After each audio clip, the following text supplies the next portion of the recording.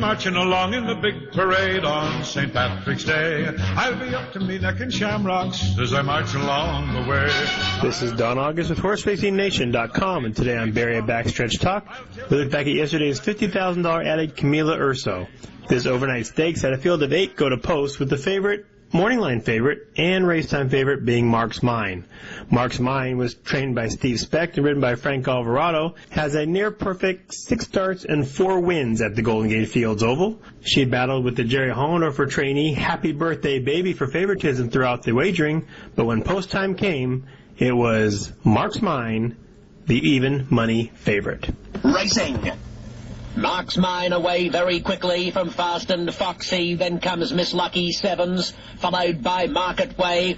And Kobe Joe a little wider. Happy Birthday Baby inside this pair, beginning to improve. Striding through third now. Last couple Esperanza Latina and Mind's Eyes. It's Fast and Foxy with Mark's Mine disputing the lead. Happy Birthday Baby comes right up to third within 2 lengths of the speed. And Miss Lucky Sevens now running the fourth, followed by Market Way, Kobe Joe, Esperanza Latina, and Mind's Eyes at the tail of the field. 3/8 left to go. 8 lengths covers the field. No peace for the favourite. Mark's Mine being hounded by Fast and Foxy. They're 3 lengths ahead of Happy Birthday Baby. Another 2 lengths to Miss Lucky Sevens. Kobe Joe the outside. Mind's Eyes is threading forward nicely to a joint fourth nearer the rail. Into the home running, and Mark's Mine a half length. Gets away now by just over a length from Fast and Foxy. Happy Birthday Baby called upon now is coming after Mark's Mine, and they're followed by Mind's Eyes. A 16th to go. Mark's Mine by a length. Happy Birthday Baby trying to bridge the gap, but Mark's Mine still in the front. Too good. Good game, dogged front-running display. Mark's Mine held out Happy Birthday Baby with Mind's Eyes third. And it was Mark's Mine that held on for the 1.5 length victory over Happy Birthday Baby. After the race, trainer Steve Specht was bet by a handful of reporters, and an impromptu press conference featured him talking about his wonderful filly, Mark's Mine.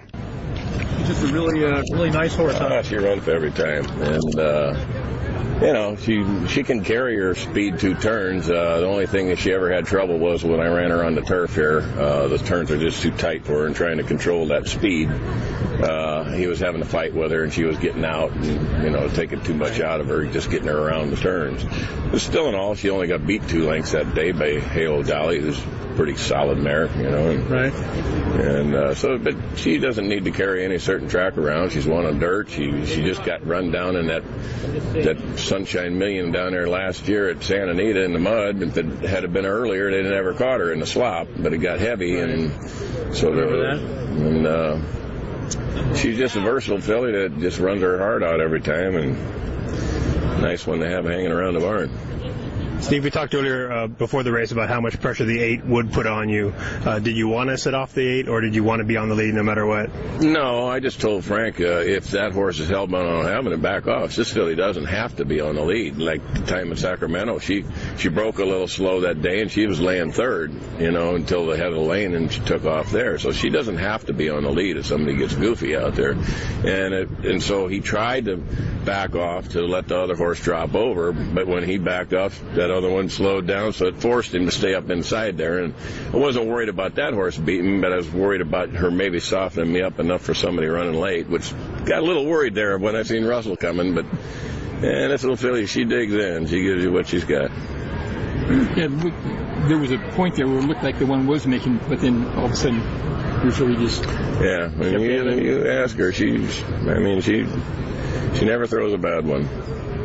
The horse that beat her in Pleasant and just won the grade 1 down there, and she hadn't run for 3 months when that one beat me in Pleasanton, you know, so... The horse she beat the last time out and down the hill, she ran second? Yeah, and the one that I beat ahead won the race, so they just kind of flip-flopped the positions there. Was there ever any thought of retiring her after 3? I know you're glad to have her. You know, as long as she stays healthy and doing good, I think they'll probably just keep her running, you know... But that's up to the owners, whatever they choose to do. They didn't hesitate about having you have her. No, they like running their horses, and as long as they're making money, I mean, she's getting close to $400,000 now. That's not a bad number. You know, and there's a few more races hanging around. We keep her healthy and spot her races good. no reason she can't hang around for a while. Speaking of spotting her, Larry and I have found a $125,000 Calbred on April 26th in Santa Anita. On the dirt? On the dirt, 6 furlongs? That's probably a good spot.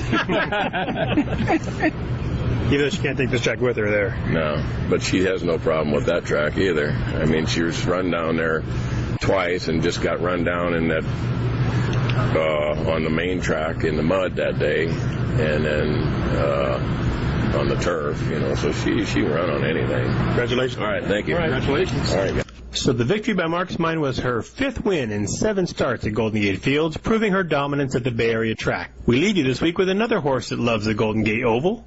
That is Summer Hit.